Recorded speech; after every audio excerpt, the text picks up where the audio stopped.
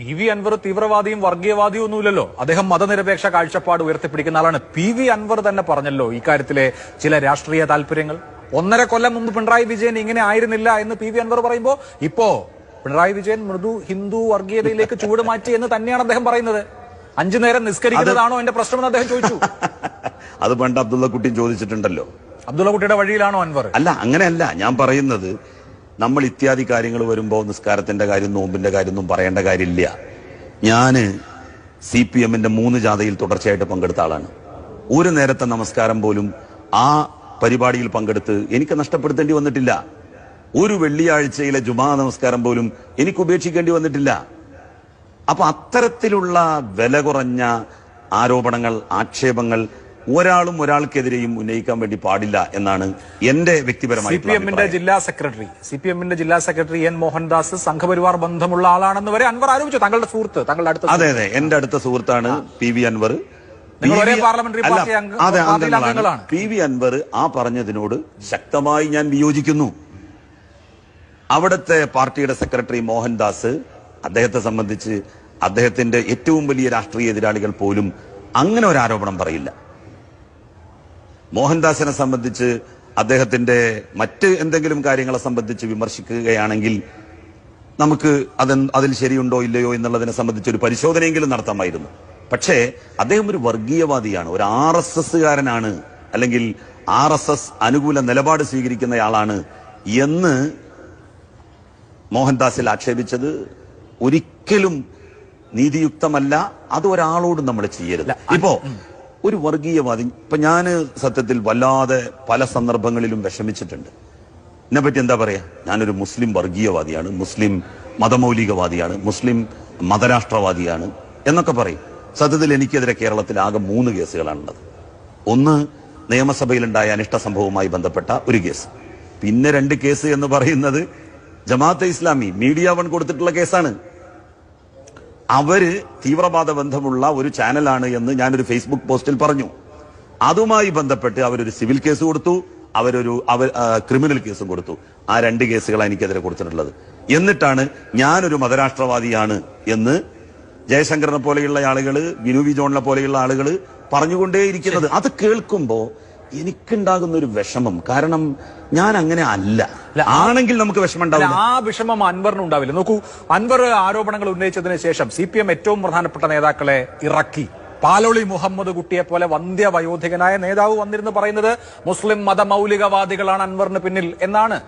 അൻവറിന് പിന്നിൽ എന്നല്ല പറയുന്നത്. അൻവറിനെ അത്തരം ഒരു നിലപാടിലേക്ക് കൊണ്ടുപോകാൻ വേണ്ടി മീഡിയ വണ്ണും ജമാഅത്തെ ഇസ്ലാമിയും SDPIയും അങ്ങനല്ല, മുസ്ലിം ലീഗിലെ ഒരു വിഭാഗവും ശ്രമിച്ചുകൊണ്ടിരിക്കുന്നുണ്ട്. അവര് എന്റെ അടുത്തും വരാറുണ്ട്. എങ്ങനെയെങ്കിലും എന്നെ കുഴിയിൽ ചാടിക്കാൻ വേണ്ടി പറ്റുമോ എന്ന് നോക്കാൻ. മതമൗലികവാദികളുടെ കുഴിയിൽ വീണിരിക്കുകയാണോ? ഒരിക്കലുമല്ല. ഞാൻ അൻവർ മതമൗലികവാദികളുടെ കുഴിയിൽ വീണു എന്ന് പറയുന്നില്ല. അൻവർ മതമൗലികവാദിയാണ് എന്നും പറയുന്നില്ല. അദ്ദേഹം ഒരു മതേതരവാദി തന്നെയാണ്. പക്ഷേ അദ്ദേഹത്തെ ആ കുഴിയിൽ വീഴ്ത്താൻ വേണ്ടി വലിയ ശ്രമങ്ങളാണ് കൊണ്ടുപിടിച്ച് നടന്നുകൊണ്ടിരിക്കുന്നത്. കാരണം അത് നിങ്ങളിപ്പോ സോഷ്യൽ മീഡിയയിലെ പല ആളുകളുടെയും കമന്റിൽ പോയി നോക്കിയാൽ മനസ്സിലാക്കാൻ വേണ്ടി കഴിയും. തെറ്റ് ചെയ്യാത്ത, അല്ലെങ്കിൽ ഇപ്പോൾ ആ ഒരു ലൈനിലേക്ക് പോകാത്ത അൻവറിനെ ആ ഒരു ലൈനിലേക്ക് കൊണ്ടുപോകാനുള്ള നീക്കമാണ് നടക്കുന്നത്.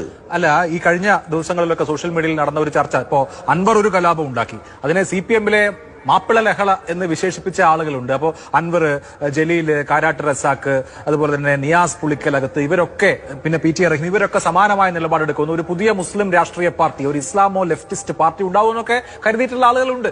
എനിക്ക് ഒരു കാര്യം പറയാനുള്ളത്, ഈ നാട്ടില് മതാടിസ്ഥാനത്തിൽ ഇനി ഒരു രാഷ്ട്രീയ പാർട്ടി ഉണ്ടാവരുതെന്ന്. കാരണം മുസ്ലിങ്ങൾ മുസ്ലിങ്ങളുടെ പ്രശ്നം പറയാ, ഹിന്ദുക്കൾ ഹിന്ദുക്കളുടെ പ്രശ്നം പറയാ. അത് ഈ രാജ്യത്ത് ഭൂരിപക്ഷ വർഗീയതയുടെ പ്രണേതാക്കൾക്കാണ് ശക്തി പകരുക. ഓരോ മതക്കാരും ഓരോ രാഷ്ട്രീയ പാർട്ടികളുടെ കീഴിൽ അണിനിരക്കാൻ വേണ്ടി തുടങ്ങിയാൽ ഈ നാട്ടിലെ മനുഷ്യരുടെ കാര്യം ആര് പറയും? ഈ നാട്ടിലെ പാവപ്പെട്ട സാധാരണക്കാരായ ജനങ്ങളുടെ ജീവൽ പ്രശ്നങ്ങൾ ആരുയർത്തും? മതപ്രശ്നങ്ങൾ മാത്രമല്ലേ അവർ ഉയർത്തുകയുള്ളൂ. അതുകൊണ്ട് തന്നെ അത്തരത്തിലുള്ള ഒരു പാർട്ടിക്ക് കേരളത്തിൽ പ്രസക്തിയില്ല. കഴിഞ്ഞ 2 പതിറ്റാണ്ടായി മലബാറിലെ മുസ്ലിം ചെറുപ്പക്കാരിൽ ഒരു വിഭാഗം ഇടതുപക്ഷ ആശയങ്ങളോട് മതവിശ്വാസത്തിൽ നിൽക്കുമ്പോൾ തന്നെ താല്പര്യം പ്രകടിപ്പിക്കുകയും ആ നിലയ്ക്കുള്ള ഒരു മുന്നേറ്റം ഉണ്ടാവുകയും ഒക്കെ ചെയ്തിരുന്നു. അതിന്റെ ഒരു റിവേഴ്സൽ ഇപ്പോ സംഭവിക്കുകയാണോ അൻവറിന്റെ തിരോധാനത്തോടുകൂടി? ഒരിക്കലുമില്ല. കാരണം അൻവറിന്റെ ഈ ഒരു നയം മാറ്റത്തിനെതിരായി വളരെ ശക്തമായ നിലപാട് മലപ്പുറം ജില്ലയിൽ സ്വീകരിക്കുന്നത് താങ്കൾ പറഞ്ഞ ആ വിഭാഗമാണ്. അല്ല, അവരെ സംബന്ധിച്ചും ഈ സംഘബന്ധമുണ്ടോ എന്ന കൺഫ്യൂഷനിൽ ഇപ്പൊ നോക്കൂ, കാലാകാലങ്ങളിൽ CPM എടുക്കുന്ന നിലപാടുകളിൽ ഇപ്പൊ 87 തെരഞ്ഞെടുപ്പിൽ EMSന്റെ കാലത്ത് എടുത്ത ലൈൻ, പിന്നീട് 2011 ആകുമ്പോൾ കുഞ്ഞാലിക്കുട്ടി എന്ന് VS അച്യുതാനന്ദൻ പറയുന്നത് നമ്മൾ കേട്ടു. കഴിഞ്ഞ തെരഞ്ഞെടുപ്പിന്റെ സമയത്ത് താങ്കളുടെ രാഷ്ട്രീയ മെന്റർ കൂടിയായിട്ടുള്ള കോടിയേരി ബാലകൃഷ്ണൻ ഹസൻ കുഞ്ഞാലിക്കുട്ടി അമീർ എന്നൊരു പരാമർശമാണ് നടത്തുന്നത്. ജമാഅത്തെ ഇസ്ലാമിയുടെ അമീറിന് എന്ത് കാര്യമാണ് നമ്മുടെ തെരഞ്ഞെടുപ്പിൽ? പക്ഷെ അങ്ങനെ ഒരു നറേറ്റീവ് ഉണ്ടാക്കാൻ ശ്രമിക്കുന്നത് മാതിരി ഓരോരോ ഇലക്ഷന്റെ സാഹചര്യം അനുസരിച്ച് പൊളിറ്റിക്കൽ നിലപാടുകൾ എടുക്കുന്നുണ്ടോ? അത് എത്രമാത്രം താങ്കൾ പറയുന്ന പോലെ സംശുദ്ധമാണെന്നൊരു പ്രശ്നമുണ്ട്. ജമാഅത്തെ ഇസ്ലാമി ഒരു പൊളിറ്റിക്കൽ പാർട്ടി ഉണ്ടാക്കിയതോടുകൂടി ഒരു മതസംഘടന എന്നുള്ള തലത്തിൽ നിന്ന് മാറിക്കഴിഞ്ഞു. ഇന്ത്യയിൽ സ്വന്തമായി ഒരു പൊളിറ്റിക്കൽ പാർട്ടിയുള്ള ഏക മതസംഘടന ജമാഅത്തെ ഇസ്ലാമിയാണ്. വേറെ ഏതെങ്കിലും ഒരു മതസംഘടനക്ക് ഇന്ത്യയിൽ ഒരു രാഷ്ട്രീയ പാർട്ടി ഉണ്ടോ? നോക്കൂ, ഇപ്പൊ 2006 അപ്പൊ അതുകൊണ്ട് സ്വാഭാവികമായിട്ടും മറ്റു മതസംഘടനാ നേതാക്കൾ വലിച്ചിഴക്കപ്പെടാത്ത മേഖലയിലേക്ക് ജമാഅത്തെ ഇസ്ലാമിയുടെ നേതാക്കൾ വലിച്ചിഴക്കപ്പെടും. ഇപ്പൊ UDF സ്വാഭാവികമാണ് ജമാഅത്തെ ഇസ്ലാമിയാണെന്ന് ഇങ്ങനെ ഒരു കൊണ്ടുപിടിച്ച പ്രചരണം നടത്തുക വഴി ജമാഅത്തെ ഇസ്ലാമി മുസ്ലിം മേഖലയിലെ ഒരു ചെറിയ എന്ന് പറഞ്ഞാൽ കുറച്ച് ആളുകൾ മാത്രമുള്ള ഒരു പ്രസ്ഥാനമാണ്. അപ്പൊ അവരെ ഇങ്ങനെ ഒരു വലിയ പദവി കൽപ്പിച്ചു വഴി പറയല്ലോ, നഞ്ഞെന്തിനാ നാനാഴി, ചാഞ്ഞ മരമാണെന്ന് കയറി ഓടിക്കയറുന്നത്. അങ്ങനല്ല, നഞ്ഞെന്തിനാണ് നാനാഴി, ഒരു അപ്പുറത്തൊരു നറേറ്റീവ് ഉണ്ടാക്കാൻ. അല്ല, അങ്ങനല്ല. അതൊരു വലിയ പാത്രത്തില് നല്ല ശുദ്ധമായിട്ടുള്ള പാലിരിക്കുന്നു. അതിലേക്ക് ഒരിറ്റ് മണ്ണെണ്ണ ഉറ്റിച്ചാൽ ആ പാല് മുഴുവൻ ചീത്തയായി എന്നതുപോലെ ജമാഅത്തെ ഇസ്ലാമിയുടെ രാഷ്ട്രീയം അവരുയർത്തിപ്പിടിക്കുന്ന ഒരുതരം മതാന്ധതയുടെ രാഷ്ട്രീയം എന്ന് മുതൽ അവർ UDFനെ പിന്തുണച്ചത്. കുറ്റിപ്പുറത്ത് മത്സരിക്കുന്ന സമയത്ത് ജമാഅത്തെ ഇസ്ലാമിയുടെ പ്രവർത്തകർ എത്ര കഷ്ടപ്പെട്ടു. അന്ന് ജമാഅത്തെ ഇസ്ലാമി ഒരു മതസംഘടന മാത്രമായിരുന്നു.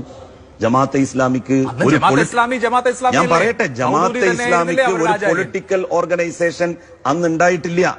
അവർക്കൊരു പൊളിറ്റിക്കൽ ഓർഗനൈസേഷൻ ഉണ്ടായതിനു ശേഷം അവര് സ്വീകരിച്ച സമീപനം, അവര് ഇടതുപക്ഷത്തോട് ആദ്യം ആഭിമുഖ്യം പുലർത്താൻ വേണ്ടി നോക്കി. പക്ഷെ ഇവിടെ ബർത്ത് കിട്ടില്ല എന്നവർക്ക് ബോധ്യമായി. അവരെന്ത് ചെയ്തു? പിന്നെ UDFനെ എന്താണ് ധരിപ്പിച്ചത്? ഞങ്ങൾക്ക് ശക്തിയില്ലെങ്കിലും ഞങ്ങളുടെ കയ്യിൽ ഒരു പത്രമുണ്ട്, ഞങ്ങളുടെ കയ്യിൽ മീഡിയ വൺ വന്നതിന് ശേഷം ഒരു മാധ്യമമുണ്ട്, ഒരു ദൃശ്യമാധ്യമമുണ്ട്. ലീഗിനാണെങ്കിൽ അതില്ല, കോൺഗ്രസിന് സ്വന്തമായിട്ട് അതില്ല, UDFനെ സപ്പോർട്ട് ചെയ്യുന്ന